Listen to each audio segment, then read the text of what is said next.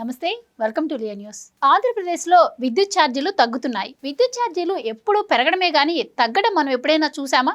కానీ ఇది ఆంధ్రప్రదేశ్లో సాధ్యమైంది. మరి ఇది ఎలా సాధ్యమైంది అంటే రాజకీయాలతో సంబంధం లేకుండా మాట్లాడడానికి ఈ రోజు మనం ట్రై చేద్దాం. అసలు మరి విద్యుత్ ఛార్జీలు ఎలా తగ్గుతాయి, ఎలా పెరుగుతాయి, మరి వీటికి ప్రభుత్వాలు ఏమైనా ఇన్వాల్వ్మెంట్ ఉంటుందా అన్న విషయాలను తెలుసుకుందాం. మనతో పాటు ఉన్నారు సీనియర్ జర్నలిస్ట్ సత్యమూర్తి గారు. నమస్కారం సార్. నమస్కారం అండి. సార్, ఆంధ్రప్రదేశ్లో ఈరోజు ఒక గుడ్ న్యూస్ అని చెప్పాలి. అది ఏ రకంగా అనేది మాకు మీరే ఎక్స్ప్లెయిన్ చేయాలి. మరి ఏంటి అంటే విద్యుత్ ఛార్జీలు తగ్గుతున్నాయని చెప్పి ప్రభుత్వం చెప్పడం జరిగింది. ఏంటి మరి విద్యుత్ ఛార్జీలు తగ్గడం అంటే నిజంగా గుడ్ న్యూస్ అనే? ఇది ప్రజలకు ఏ విధంగా ఉపయోగపడుతుంది అంటారు? మున్ముందు ఇంకా తగ్గుతాయి అంటున్నారు. ఇది ఎలా సాధ్యమైంది అంటారు? అంటే రాజకీయాలతో సంబంధం లేదని అన్నాను, మరి మీరు సబ్జెక్ట్ ఎక్స్ప్లెయిన్ చేయాలి. మరి అంటే రాజకీయాలతో సంబంధం లేకుండా ఈ విద్యుత్ ఛార్జీల విషయాన్ని చెప్పడం కష్టం. ఎందుకంటే విద్యుత్ ఛార్జీలు ఆంధ్రప్రదేశ్ వరకు వస్తే పెరిగింది జగన్మోహన్ రెడ్డి చేతగాంతనం వల్ల. దాదాపుగా జగన్మోహన్ రెడ్డి 9 సార్లు పెంచాడు కరెంటు ఛార్జీలు. ట్రూ అప్ ఛార్జీలు అంటాడు, ఆ ఛార్జీలు అంటాడు, ఈ ఛార్జీలు అన్నాడు, పెంచుతూనే పోయాడు. ఎట్లా పెంచాడు అంటే, ఇప్పుడు ఏదైనా వస్తువు రేటు పెరిగింది అంటే మనం దాన్ని కొంతవరకు అర్థం చేసుకోవచ్చు. ఏంటి, డిమాండ్ పెరిగి ఉంటుంది, ఉత్పత్తి తగ్గి ఉంటుంది, అందువల్ల రేటు పెరిగి ఉంటుంది అని అనుకోవచ్చు. లేదు,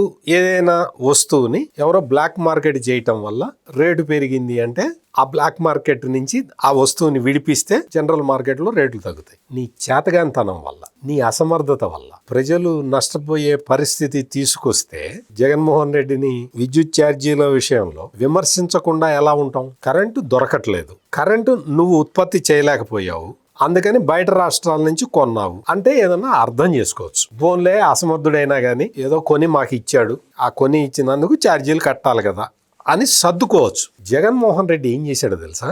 తన అసమర్థతతోటి, తన అవినీతి మనస్తత్వంతో, తన ఫ్యాక్షన్ మెంటాలిటీ తోటి మొత్తం 2019లో అధికారంలోకి రాగానే అంతకు ముందు చంద్రబాబు నాయుడు చేసుకున్న పవర్ పర్చేజ్ అగ్రిమెంట్లన్నీ రద్దు చేశాడు. కేంద్ర ప్రభుత్వం కూడా చెప్పింది, వద్దా అట్లా చేయకూడదు, అట్లా చేస్తే చాలా ప్రాబ్లమ్స్ వస్తాయి, అసలు మొత్తం నీ వల్ల మొత్తం దేశం మొత్తానికి చెడ్డ పేరు వస్తుందయా, అట్లా పీపీఏలు ఒకసారి కుదుర్చుకున్న తర్వాత వాటిని మార్చకూడదు, వాటిని తీసేయకూడదు అని కేంద్రం చెప్పినా గానీ జగన్మోహన్ రెడ్డి వినల. రివర్స్ టెండరింగ్ లాగే ఇది కూడా, అది కూడా చేశాడు చేతగాక. ఆ రోజున అంటే 2014 నుంచి 2019 వరకు సీఎంగా ఉన్న టైంలో చంద్రబాబు నాయుడు 20 సంవత్సరాలకి పీపీఎల్ చేశాడు. ఎందుకు చేశాడు అంటే రాబోయే రోజుల్లో ఎటువంటి అంటే కరెంటు కొరత ఏ విధంగా అంటే ఊహించని విధంగా ఏదన్నా కరెంటు కోత వస్తే రాష్ట్ర ప్రజలు ఇబ్బంది పడకూడదని చెప్పి 20 సంవత్సరాలకి పవర్ పర్చేజ్ అగ్రిమెంట్లు చేసుకున్నాడు. 20 సంవత్సరాలు అంటే ఏదైనా వస్తువు కొనుక్కొని పెట్టుకున్నాం అనుకో, కొన్ని వస్తువులు పెరుగుతూ ఉంటాయి. అంటే బంగారం ధర ఉందనుకో, మనం ఎప్పుడో చీపులో కొని పెట్టుకుంటే బంగారం ధర పెరుగుతూ ఉంటుంది, మనకు ఆ మేరకు మనకు లాభం వస్తూనే ఉంటుంది. ఇప్పుడు 60,000 ఉన్నప్పుడు బంగారం కొన్నాం అనుకో, అది ఇప్పుడు 1,10,000 1,20,000 అయింది అనుకో, ఇంక డబుల్ అయినట్టే కదా. సేమ్ అంటే మీకు అర్థం కావడానికి నేను బంగారంతో పోల్చాను. మా పవర్ పర్చేజ్ అగ్రిమెంట్లో ఒక రేటు ఫిక్స్ చేసుకొని 20 సంవత్సరాలు అదే రేట్ ఇస్తామని పెట్టుకుంటే ప్రొడక్షన్ కాస్ట్ పెరుగుతుంటుంది, అన్ని పెరుగుతుంటాయి కదా. అయినా సరే నీకు ఇదే రేట్ ఇస్తామని చెప్పి వాళ్ళతోటి అగ్రిమెంట్ చేసుకున్నాడు చంద్రబాబు నాయుడు. ఎట్లా చేసుకున్నాడు? వాళ్ళు ఎందుకు చేసుకున్నారు అంటే వాళ్ళు కొత్తగా ప్రొడ్యూస్ చేస్తున్నారు, ఎంత డిమాండ్ ఉంటుందో తెలియదు, వాళ్ళు ప్రొడ్యూస్ చేసింది ఏం చేసుకోవాలో వాళ్ళకి తెలియదు కదా. అందుకని వాళ్ళు తక్కువ రేటుకి ఒప్పుకున్నారు, పీపీఏలోకి ఎంటర్ అయ్యారు. వాళ్ళ బలహీనతని రాష్ట్ర ప్రజలకి ప్రాఫిట్ లాగా అందివ్వటానికి ఆ రోజు చంద్రబాబు నాయుడు ప్రయత్నం చేశాడు. ఏదైనా లాంగ్ టర్మ్ తీసుకుంటే డిస్కౌంట్ లాగా. ఎగ్జాక్ట్లీ, లాంగ్ టర్మ్ తీసుకొని చేస్తే ఈ జగన్మోహన్ రెడ్డి వచ్చి నీకు 5 సంవత్సరాలకే కదా ప్రజలు ఓట్లేసింది, నువ్వు 20 సంవత్సరాలకి అగ్రిమెంట్లు ఎట్లా చేసుకుంటావు అని చెప్పి అవన్నీ రద్దు చేశాడు. అవన్నీ రద్దు చేయటం వల్ల 9,000 కోట్ల రూపాయలు అపరాధ రుసుము చెల్లించాడు ఈ జగన్మోహన్ రెడ్డి ఆ కంపెనీలకి. మరి న్యాయస్థానాలు ఊరుకోవు కదా, 9,000 కోట్ల రూపాయలు. పైగా ఏం చేశాడో తెలుసా? ఆ కంపెనీలు మొత్తం అంటే కాంట్రాక్టులు పీపీఎల్ రద్దు చేశాడు, పెనాల్టీ కట్టాల్సి వచ్చింది. కరెంటు వాళ్ళు నేను పంపిస్తున్నాను తీసుకో అన్నారు, ఆ కరెంటు వాడుకోలేదు, పీపీఎల్ రద్దు చేశాడు. ఆ తర్వాత మళ్ళీ పీపీఎల్ చేసుకుంటే దీనికి డబల్ రేటు కుదుర్చుకోవాల్సి వచ్చింది జగన్మోహన్ రెడ్డి. అంటే నీ అసమర్థత, నీ అవినీతి, కక్షపూరిత నీ ఫ్యాక్షన్ మెంటాలిటీ వల్ల ఇదంతా జరిగింది. మొత్తం జగన్మోహన్ రెడ్డి కారణంగా 15,000 కోట్ల రూపాయల నష్టాలు వచ్చినాయి. నష్టాలంటే ప్రజలకి రావాల్సిన బెనిఫిట్ ని మధ్యలో జగన్మోహన్ రెడ్డి అసమర్థత కారణంగా ఆవిరైపోయింది. ఒక్కటి కాదు, రెండు కాదు. అసలు పవర్ సెక్టార్ గురించి జగన్మోహన్ రెడ్డికి బాగా తెలిసి ఉండాలి. ఎందుకో తెలుసా? అతనికి పవర్ ప్లాంట్లు చాలా ఉన్నాయి. సాండూరు పవర్ దగ్గర నుంచి చాలా పవర్ ఫ్యాక్టరీలు, పవర్ ప్లాంట్స్ జగన్మోహన్ రెడ్డికి ఉన్నాయి. అంటే నీకు పవర్ ప్లాంట్లు ఉన్నాయి కదా, నీకు పవర్ గురించి మొత్తం తెలిసి ఉండాలి కదా.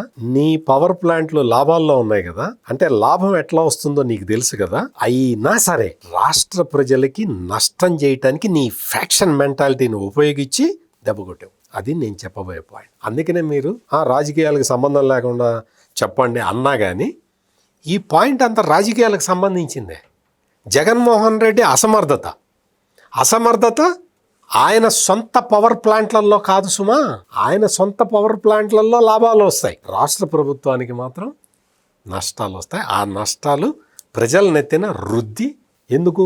కక్షపూరిత మనస్తత్వం. చంద్రబాబు నాయుడు చేశాడు కాబట్టి నేను రద్దు చేయాలి. నువ్వు చూసుకోవాలి కదా. నీకు తెలియని సబ్జెక్టు కూడా కాదు ఇది. అంటే మరి కూటమి ప్రభుత్వం అధికారంలోకి వచ్చిన ఈ సంవత్సర కాలంలోనే ట్రూ అప్ ఛార్జీల పేరిట 9,000 కోట్ల వరకు అదనంగా వసూలు చేసింది. ఇప్పుడేదో ఈఆర్సీ వచ్చి మొట్టికాయలు వేస్తే 935 కోట్లు తగ్గిస్తుంది అని చెప్పి ఏదో ఉపశమనం కోసం ఇదేదో మళ్ళీ వీళ్ళు సాధించిన ఘనతలాగా ప్రచారం చేసుకుంటుంది అంటున్నారు. మరి దీంట్లో వాస్తవం ఎంత ఉందంట? అది వాడు సాక్షివాడు చేసుకునే ప్రచారం. సాక్షివాడు అంటే జగన్మోహన్ రెడ్డి చేసే ప్రచారమే కదా. నీకు కొంత అంటే జగన్మోహన్ రెడ్డి ఉన్న టైంలో ఈ పవర్ పర్చేజ్ కోసం అని చెప్పి, అంటే పక్క రాష్ట్రాల నుంచి విద్యుత్ కొనుగోలు చేయటానికి తన ఇన్ఎఫిషియన్సీ కారణంగా ఎక్కువ రేటు పెట్టి పవర్ కొన్నాడు. ఎక్కువ మామూలుగా కాదు, ఎక్కువ రేటు పెట్టి విద్యుత్ కొనుగోలు చేసిన తర్వాత ఆ నెక్స్ట్ ఇయర్కి అవే అంచనాలతోటి, అంటే అది తగ్గుతుందో లేదో తెలియదు కదా, అవే అంచనాలతోటి ఈఆర్సీకి ప్రతిపాదనలు ఇవ్వాలి. అదే చేశారు. చేసిన తర్వాత ఇదిగో ఈ ట్రూ అప్ ఛార్జీల కోసం అని చెప్పి, అంటే ప్రజల నుంచి ఎక్స్ట్రా ఇంత వసూలు చేయాల్సి ఉంటుంది అని వాళ్ళకు ఒక ప్రపోజల్ ఇచ్చారు. దాన్ని ఈఆర్సీ ఆమోదించింది. ఎప్పుడైతే ఆ ఇయర్ స్టార్ట్ అయిందో ఎఫిషియెంట్గా పవర్ పర్చేజ్ మొదలుపెట్టారు. అంటే ఎటువంటి అవినీతి లేకుండా చంద్రబాబు నాయుడు, విద్యుత్ శాఖ మంత్రి గొట్టిపాటి రవికుమార్ కార్యక్రమాలు మొదలుపెట్టారు. అవినీతి కాదు, మనం రాష్ట్ర ప్రజలకి ఎట్లా మేలు చేయాలి, ఏ విధంగా మేలు చేయాలనే విషయాన్ని వాళ్ళు చూసుకొని విద్యుత్ సంస్కరణలు తీసుకొచ్చిన వ్యక్తి చంద్రబాబు నాయుడు. దేశం మొత్తంలో విద్యుత్ సంస్కరణలు అమలు చేసిన మొట్టమొదటి రాష్ట్రం ఉమ్మడి ఆంధ్రప్రదేశ్. ఆ రోజున ఈ జగన్మోహన్ రెడ్డి వాళ్ళ నాన్న ఉండేవాడు రాజశేఖర్ రెడ్డి అని. అతను కళ్ళల్లో నిప్పులు పోసుకొని చంద్రబాబు నాయుడు మీకు వ్యతిరేకంగా విద్యుత్ సంస్కరణలు తెస్తున్నాడు అని చెప్పి చంద్రబాబు నాయుడు మీద విపరీతంగా వ్యతిరేక ప్రచారం చేశాడు. వ్యతిరేక ప్రచారం ఆ రోజునే చంద్రబాబు చెప్పాడు, క్లియర్ కట్గా చెప్పాడు. నేను ఆ రోజు వార్తలో రిపోర్టర్గా ఉండేవాడిని. అప్పుడు నేను ఇంటర్వ్యూ చేస్తే ఆయన చెప్పాడు, విద్యుత్ సంస్కరణలు అమలు చేస్తే కరెంటు ఛార్జీలు తగ్గుతాయి, నన్ను నమ్మండి అని చెప్పి ఆయన రాష్ట్ర ప్రజలకి విజ్ఞప్తి చేశాడు. కానీ చంద్రబాబు గారు అప్పట్లోనే విద్యుత్ ఛార్జీలు పెంచారని, అందులో బషీర్బాగ్ కాల్పుల ఘటన అందులో భాగమేనని ప్రచారం. అదే చెప్తున్నా, అది ఈ రాజశేఖర రెడ్డిను ఈ కమ్యూనిస్టు పార్టీలు కలిసి చేసిన విష ప్రచారం. విద్యుత్ ఛార్జీలు తగ్గుతాయి, నా మాట వినండి, సంస్కరణలు అమలు చేద్దాము అని చెప్పి ఈ ట్రాన్స్కో, డిస్కమ్లు ఇవన్నీ పెట్టింది, ఈ సెటప్ పెట్టింది. జెన్కోని ట్రాన్స్కోని విడగొట్టి, అప్పుడు మొత్తం ఒకటే కలిసి ఉండేది, ట్రాన్స్కో జెన్కోగా విడగొట్టి 2 సంస్థలు చేసి ట్రాన్స్కో నుంచి డిస్కమ్లు ఏర్పాటు చేసి ఎవడికి వాడు ప్రాఫిట్ సంపాదించుకోవాలని చెప్పి అదే సంస్కరణలు అంటే. అట్లా చేయటం వల్ల ఎనర్జీ ఎఫిషియన్సీ పెరుగుతుంది. అంతకుముందు ఉన్న ట్రాన్స్పోర్ట్ వాటిని ట్రాన్స్మిషన్ లాస్ అంటారు. ఆ ట్రాన్స్మిషన్ లాసుల్ని తగ్గించాలి. ట్రాన్స్మిషన్ లాసులు తగ్గించాలి అంటే ఎప్పుడో భారతదేశానికి స్వాతంత్రం వచ్చినప్పుడు పెట్టిన ట్రాన్స్ఫార్మర్లు ఉండేవి, వాటన్నిటిని మోడర్నైజ్ చేశారు. మోడర్నైజ్ చేసి ట్రాన్స్మిషన్, డిస్ట్రిబ్యూషన్ లాసులు తగ్గించారు. ఆ విధంగా అదే సంస్కరణ అంటే. అటువంటి సంస్కరణల మీద ఆ రోజు రాజశేఖర రెడ్డి దుష్ప్రచారం చేశాడు, ఆ తర్వాత జగన్మోహన్ రెడ్డి దుష్ప్రచారం చేశాడు. చేసి విద్యుత్ సంస్కరణల వల్ల కరెంటు ఛార్జీలు తగ్గుతాయి అని ఆ రోజు చంద్రబాబు నాయుడు చెప్పిన మాటలు, ఈ మధ్యలో ఆయన ఒక 10 ఏళ్ళు పరిపాలించాడు. అంటే కాంగ్రెస్ పార్టీ 10 ఏళ్ళు పరిపాలించింది, సంస్కరణలు పట్టించుకోలేదు. ఆ తర్వాత జగన్మోహన్ రెడ్డి వచ్చి పీపీఎల్ రద్దు చేయటం, ఈ కార్యక్రమాలు అంటే విధ్వంసం చేయటం వల్ల ఈ విద్యుత్ సంస్కరణల తోటి వచ్చిన ఫలితాలు ప్రజలకి చేరటానికి ఇన్ని రోజులు పట్టింది. లేకపోతే ఛార్జీలు ఎప్పుడో తగ్గటం మొదలుపెట్టేవి.